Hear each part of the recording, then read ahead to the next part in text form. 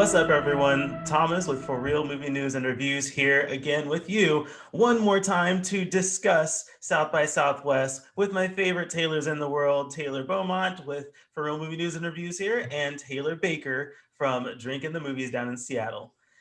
Guys, welcome to one more conversation about South by Southwest. How, just kind of quick reactions, how was South by Southwest for you in general?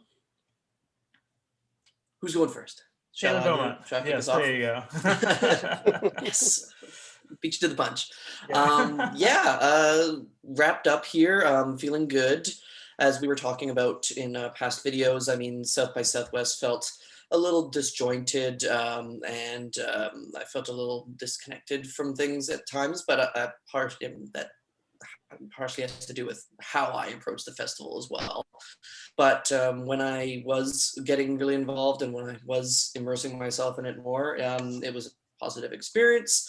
I did get some good films out of it. Obviously, there were some not so good films and shorts I had to navigate, but there were some highlights for sure. I do think that we'll see some of these films have another life beyond this festival. I truly believe that. So it'll be cool to see where that goes. And yeah, it was Yeah, for sure.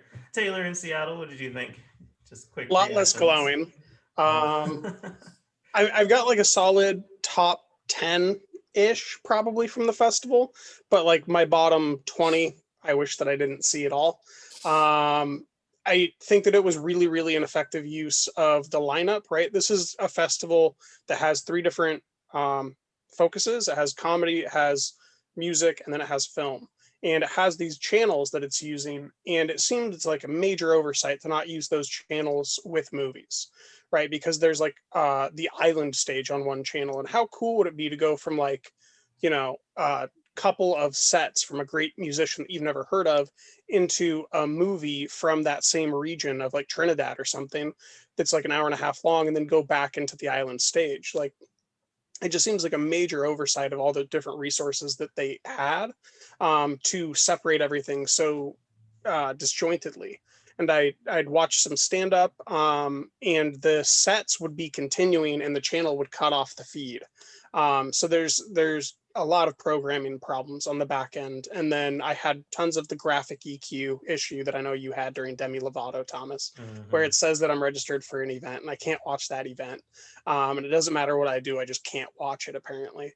So there's much more problems than happiness on my end, but that's to be expected at this point in the VOD DRM process for festivals.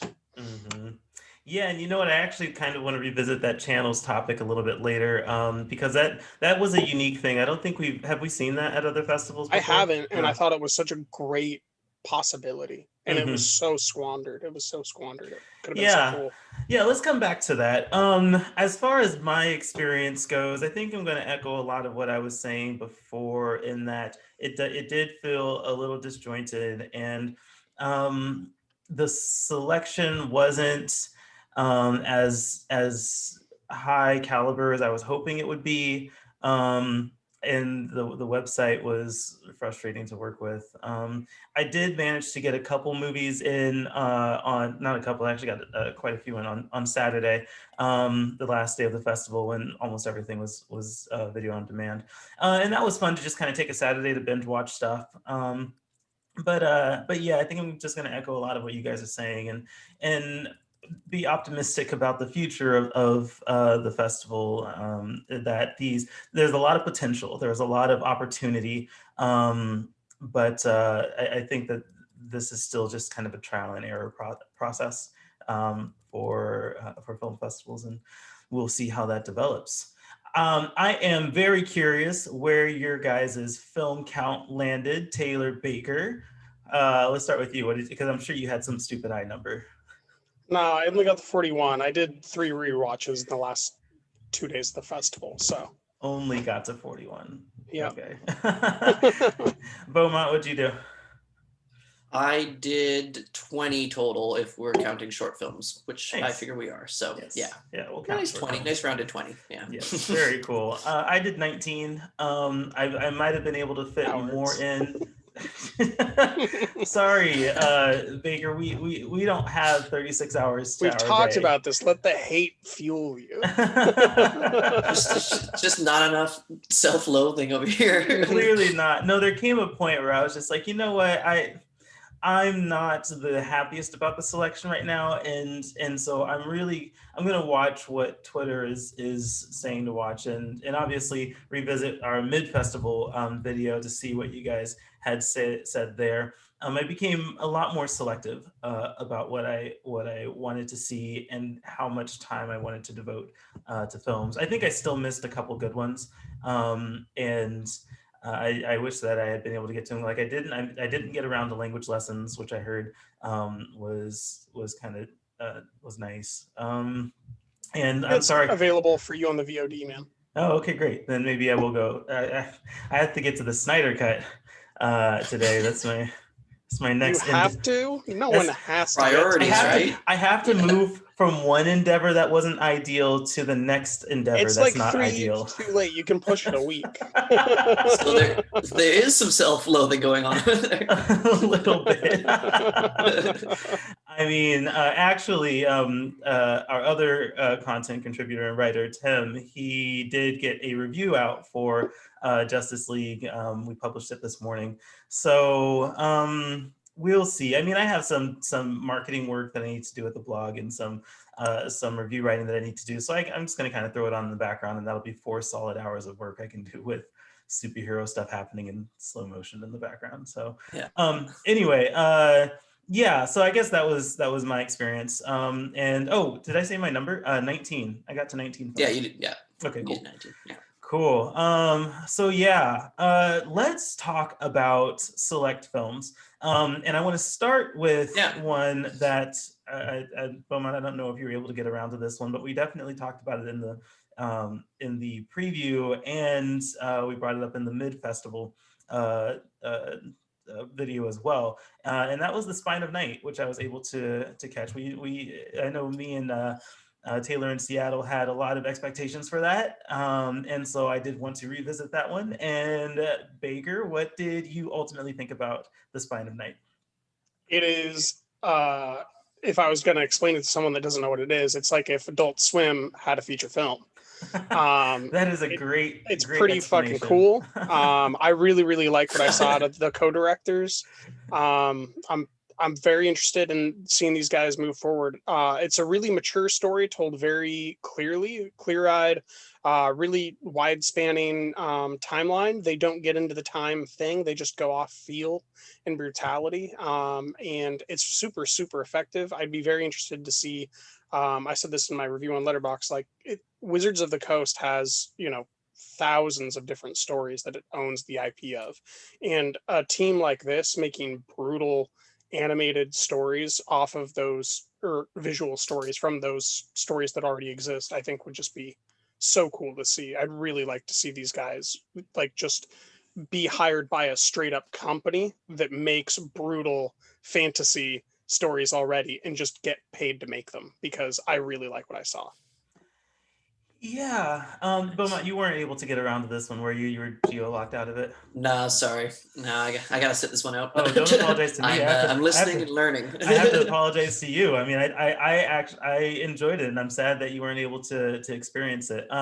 It is definitely brutal, and I like the format of it. It's not a linear story. It jumps around timelines and storylines and really just kind of interweave stories through through kind of this like tentpole narrative that is telling these stories. So I loved how different the format was, and yeah, it's brutal, but the animation style, it looks like, if you're just looking at the promotional material, like the images or whatever, it looks crude, but I think it was really, really well done. It looked beautiful, very smooth and clean kind of animation, which bodes well for all of the very graphic violence that happens in that movie.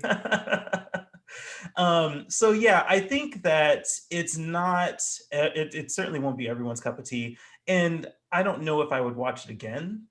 just because of my own personal preferences in storytelling and folklore and stuff. But I did very much appreciate the experience and being able to watch it. Nice. So I gotta seek it out. yes, you do. I will have to Yeah. figure out how we can get you to see it. I mean, Taylor in Seattle, what do you think? What kind of platform would you see that kind of film going to, or see it on? If it isn't snapped up by the likes of Adult Swim, which it very well could be, I would say that it's probably going to be a Shudder acquisition. It just depends on if Shudder can afford to outbid whoever else goes for it. But I think that animated gore is something that would probably do very well for that group on their platform. Yeah, absolutely. I actually didn't even think about Shudder, but that is a perfect matchup, I think, just from the style of the film. Cool. Beaumont, I'm gonna let you choose a film. What movie did you watch that stood out as something that you really enjoyed at the festival? Well, I didn't admittedly get a ton of films in after our last meeting, but if there's one film that made an impression on me, I can't say it's, all positive, but definitely made an impression on me. It was Fucking with Nobody, the Finnish film from, it's like through a college program. I think it came out, the Biennale College Cinema produced that one. And yeah, made you, it'll come off as pretentious and very indulgent to a lot of people, and it certainly did to me as well. I'm not saying that it's not all those things. It's a look at modern romance in the Instagram age and how you can fabricate and direct what your relationship looks like to other people, because it's all through social media. And this director, she starts a fake romance with one of her actor friends, and they just start taking photos for Instagram and making these staged public appearances, but they turn it all into this art project where they can just see how far they can take it. And of course, things do go farther than they intend them to go, and things get out of hand and real emotions start getting all muddled up within the fake emotions. But it's filmed in a very just energetic, lively way. It switches between formats quite inventively, from the iPhone footage to the traditional cinematic kind of dream sequences to kind of cinema verite style camera work as well. And while it does get to a point where it's kind of retreading the same commentary over and over again, and it's like, yeah, you made that point already, it still moves in a very inventive way. It has good forward momentum, and it makes you still hang on to what you're going to see next. And there are still some very wild scenes that get thrown into the mix throughout all of it, so it kept me hooked, it kept me engaged. It did, it just comes off as a little indulgent and a little kind of eye roll in the end, but check it out if you get a chance, because I'm still thinking about it, so that's a good thing. Yeah, clearly.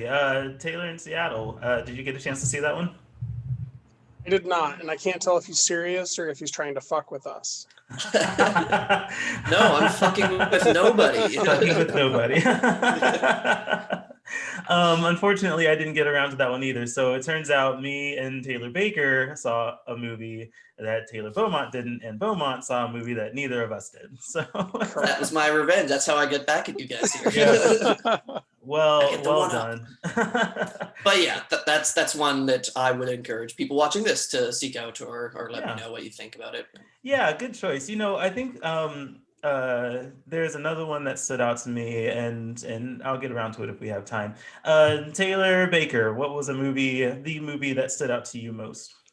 The movie that stood out to me most is a movie that no one saw, including you two fellows, and it's called I Went to the Dance, or J'ai été à bal. It came out in 1989. It was reissued at this film festival. It's from filmmaker Les Blanc and Chris Strachwitz, and it is the definitive film on the history of the toe-tapping, foot-stomping music of the French Southwest Louisiana. It includes many Cajun and Zydeco greats, featuring Michael Doucet, Bé Soleil, Clifton Chenier, Mark and Anne Savoy, D.L. Menard, and many others. So you guys are just enamored by this selection. I can tell you both know all those Yeah. artists. Oh yeah. I had zero familiarity with like Cajun music or the history there. I had no idea that they were evicted French peoples from Nova Scotia in like the 1600s or something, that had the like wandered down in boats, and they just ended up there living amongst Native Americans and freed slaves. Super, super interesting, fantastic music, great archival footage that it's referencing. Um, I really, really recommend it. And it's, I think, available on like Canopy and HBO Max right now, as well as at the festival. And Oh, that's far and away my favorite thing. And it was a documentary. interesting. Okay, it's on HBO Max. Maybe Wicked. after I'm done spending 4 hours of my life on a superhero film, I'll flip over to that one. What a double feature that would be. What a double feature. Taylor, yeah. Taylor, I'm kind of familiar, sorry, with the works of Les Blanc. I've caught some of his documentaries about, Okay. he did like he has just a straight Cajun and Creole cooking documentary, Mhm. which I watched this last summer just because I was just wanting to watch something about good food and good fun. It was, I just tossed that in. And I think I've seen his film Always for Pleasure as well. But yeah, I'm looking to explore more. So that looks like a great feature I had. Was your experience that he's like taking the most interesting, like down to earth parts of like the experience and then just putting them in the film? And it's Absolutely. like, oh my God, why isn't every documentary like this human? Like, I don't care what these pop stars say. Just show me someone in the backwoods Yeah. playing a fucking Ooh. harmonica, Was that another standing on top of Yeah. a stomp. was that another shot at Yeah. at Demi Lovato? Thomas, the shots will never stop coming for that documentary. I have no problem with her, Shots just that documentary. Shots continue to be fired. But Yes, it was they more do. like Charlie XCX and like all the other, ones. Mm, I see. Well, clearly you two are a lot more cultured than I am. I'll have to see if I can get around to that to that movie. You definitely check out his films. Yeah, they're just like, it's just about good food and good fun and good people and street parties and yeah, just culture. Just a big, I just kept colorful smiling, explosion of culture. Yeah, which was nice. You'll smile for sure. Is it? Yeah, Is it a French film, or is it in French? I guess. It's an American film because Oh, it's okay. about Louisiana. Okay. And yes, Yeah. some of them speak different language. Like you're hearing Cajun and French, and you learn the differences between those. Oh. And then you also learn the difference between Cajun music and Zydeco music. I can't tell you that I still know it, but I definitely knew it when they said it. Yeah. It sounds like an offshoot of language lessons. You get to Yes. learn about language and the differences and It all comes together. Yeah. And music, yeah. Nice. The movie that stood out to me, besides Spine of Night, it was the last film that I watched of the festival last Say night. the Fallout. It was The Fallout. Yeah. Yeah. Maddie So Ziegler. yes, I didn't. I was hoping to watch Violet after that because you had recommended that, Baker, but ended up not having enough time for it. But I think The Fallout was a really strong feature to close out the festival for me. It's so raw. I think the performances are great, and I think it tackles the subject matter really considerately. And I just really like the film, especially after having seen, because I watched Mass at Sundance, and we're starting to see more of these like school shooting themed movies, and it's such a tough subject to cover with how emotional those real life events are. And that opening scene in The Fallout is very, It's dope. it was good. It was very well done, but it's so tough to sit through because it did a good job of putting you in that moment with these kids. And we know that it's happened, and we know that's a terrifying experience. But until you're like in that bathroom stall, hearing the shots and wondering if someone's going to come in there, like being in that moment, it's a very intense sequence. But yeah, and the rest of the movie is well done with this, just like learning or watching this character kind of process that and try to figure out how to process it and express how she's feeling about it. So great performances, good story, very well executed. Who else saw The Fallout? This guy did. Not this guy. So rather than compliment it, which you just did, I rewatched it yesterday so I could write a review, because I watched it in the middle of the day when I was doing like a bunch of movies, and I just didn't have the bandwidth to write then, so I wanted to revisit it. And I will say that the end is a really poor choice to go that big emotionally and try to end it with just a sledgehammer and a nail. Like, it's so unnecessary to do that. Like, we already know how emotionally compromised these girls are, and that they're just holding it together kind of through sheer chance. Having Ortega do that like preposterously huge breakdown because she gets a phone notification that says that people in a different state are involved in a school shooting is just it's a really sad way to end the movie, like as a choice, because there's so much goodwill built up by the filmmaker, respecting like all the different parts of the people that were in the school shooting. I really like that she offloads the politics onto one side character and then just focuses on these two girls' experience with reconciling in the aftermath of the shooting. And then she gets away with that in the final scene. And I think that was a really bad choice. But otherwise, I really like the film. It's interesting because the first time sorry, Bowman, I guess we're in spoiler territory. It's all good. I think that the ending, definitely, that's a huge emotional ending. And I think that there's a message in that that's kind of beyond her personal experience and her personal breakdown and like post-traumatic stress of it, in that it to me it felt like it's more talking to the audience of with this message of like, how could this happen a second time? Like you sat through this the first that's time. the problem. You're right? trying to tell me something instead of just letting your piece do the talking. Right? Like in 30 seconds, you're trying to do something that you're saying your entire film couldn't do. Yeah, the entire film. I think I can see what you're saying, because it is a change in what is being communicated. Right, the movie is about this girl's recovery from experiencing that traumatic experience. Well, no, I think everybody that watches that goes, man, school shootings suck. Yeah. Right. And then she's like, in case my entire movie didn't say it, school shooting's bad. Yeah. And it's like, you don't need to do that. You just made me feel that humanly. You didn't.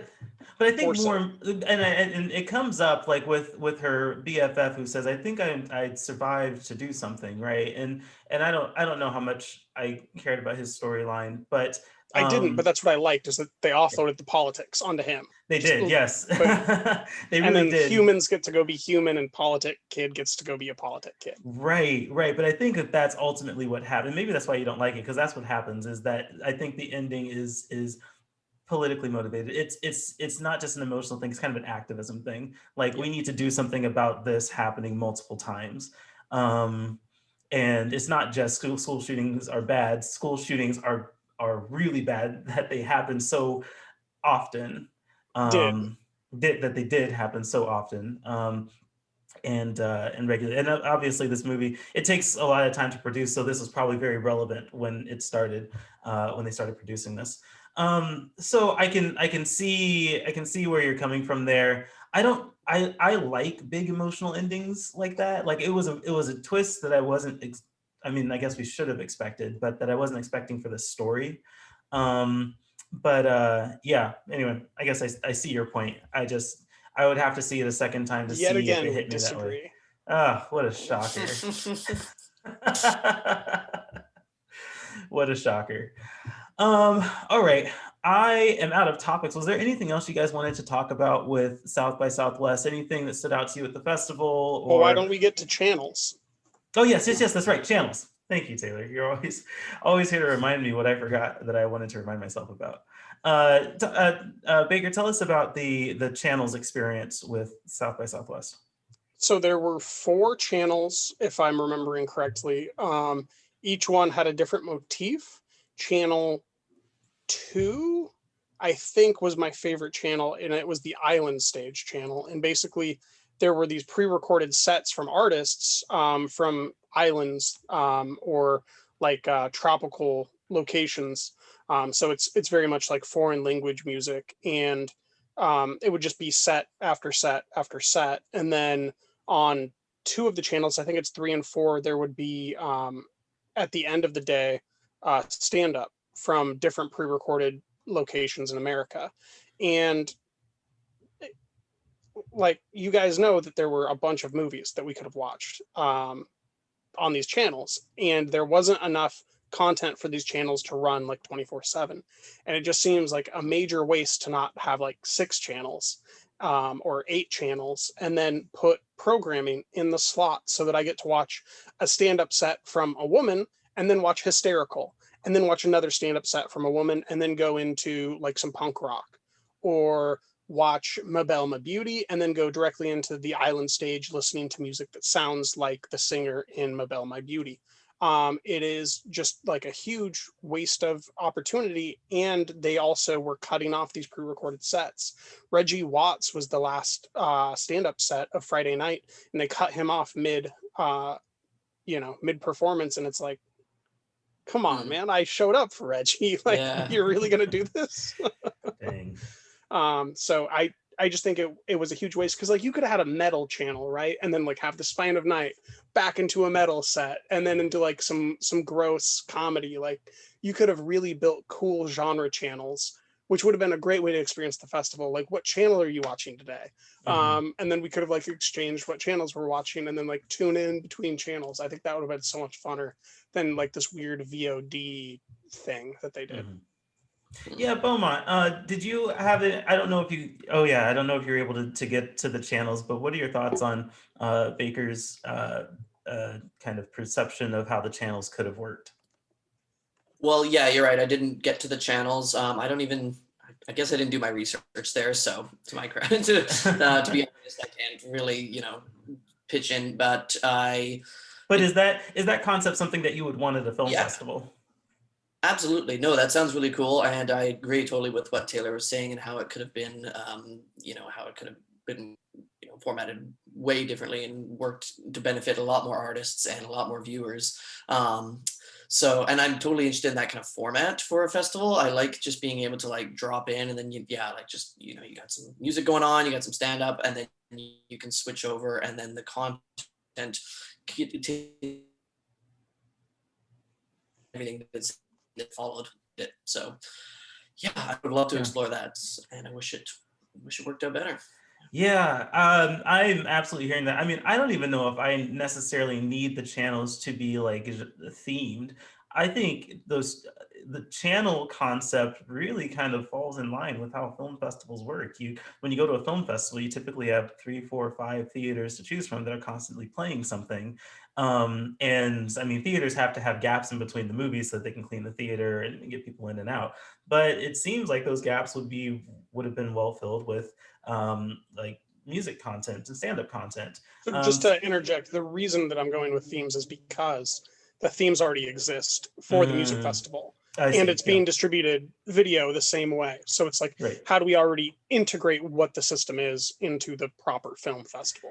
Yeah, and that makes sense too. I mean, I think that there are definitely ways that you can kind of curate that, but ultimately the concept and the format of like, here are channels that are going to continuously show content, and it's going to be movies and music and comedy kind of interspersed in a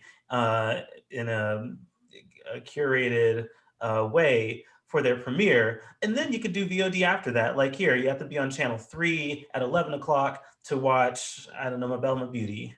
And then the next day, you could go to VOD. Like that seems like the most conducive way to do that. So I do wonder what the thinking was, or what the process was in making that channel and then not utilizing it like a film festival typically would. So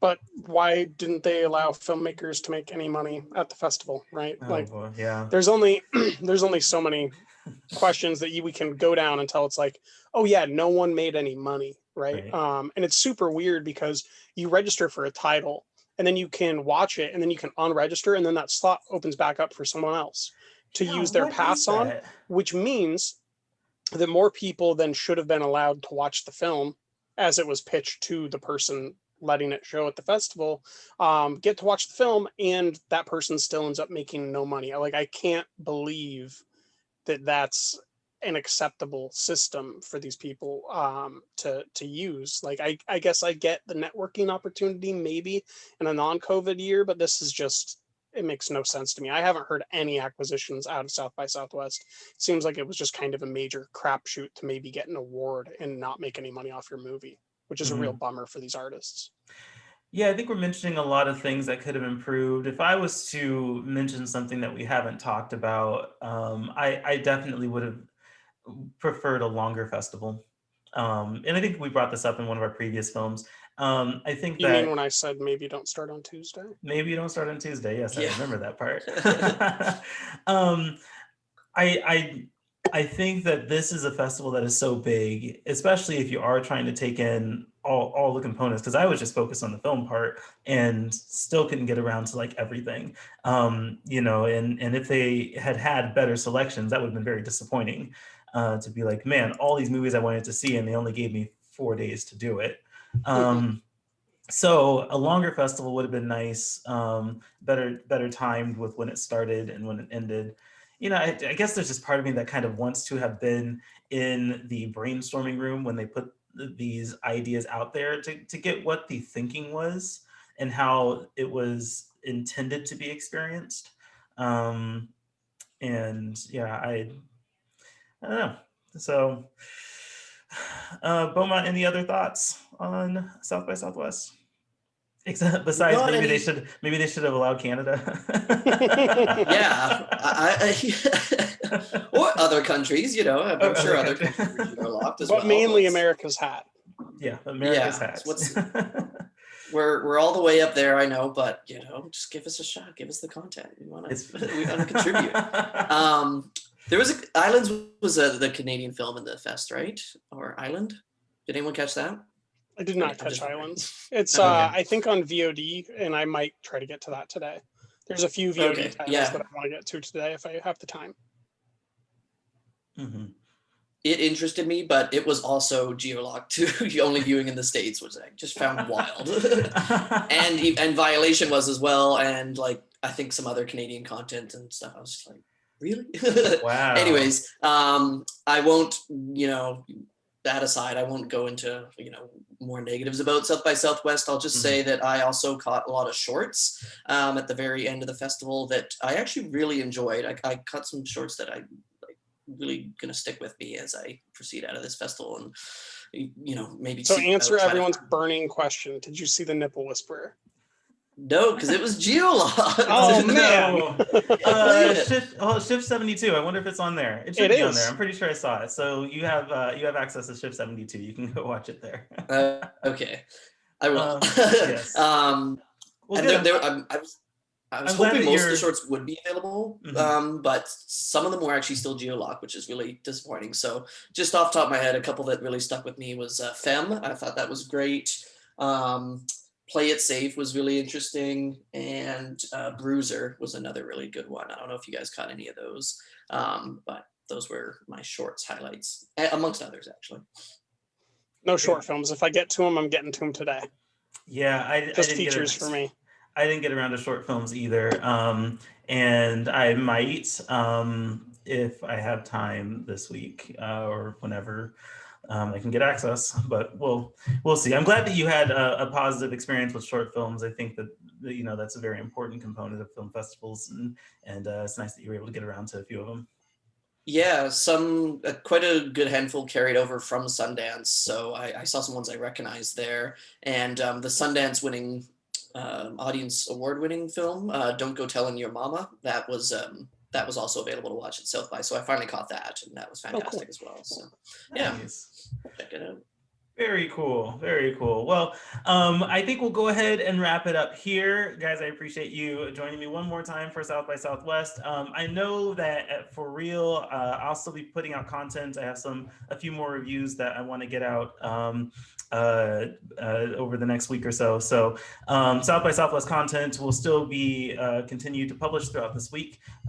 Taylor, will that be, or Baker, I guess, will that be the same for Drinking the Movies? That is true. We've got more reviews than days to schedule them, so we'll be pumping them out here for probably the next week or so. Yeah, that makes sense. So cool. All right. Well, if you're not following us, you definitely should. You can follow For Real on Facebook, Twitter, and Instagram at Movies For Real, and of course, subscribe at moviesforreal.net. I am personally on Twitter and Instagram at BeingTSJ. Taylor Beaumont, how can people find you? I'm on Twitter at BestReel. That's best with 2 T's and REAL. And I'm on other platforms like Instagram and that as well. Also on Letterboxd without the additional T. And just happy to mix it up on Twitter with anyone. Let me hear your thoughts. Let's chat. Let's chat film. Let's do it. Yeah, absolutely. And Taylor Baker, how did people connect with you and your outlet? Earth's Taylor on Twitter and Letterboxd, and then Drinking the Movies is on Instagram, Facebook, and Twitter, and that's Drinking the Movies, but on Twitter it's drop the S, and then drinkingthemovies.com, and you can find all the links that I just said from drinkingthemovies.com as well. Yeah, perfect. And if you're watching this, then you know we're pretty fun people to talk to, so definitely connect with us. We're I don't always know looking... about that. Yeah, besides you. When I said we, I meant us at For Real. Yeah, I meant Thomas leave the conversation. Well, Thomas is leading the conversation, so I can't be that bad. But yes, I disagree, but okay. Yeah, you'll be fine.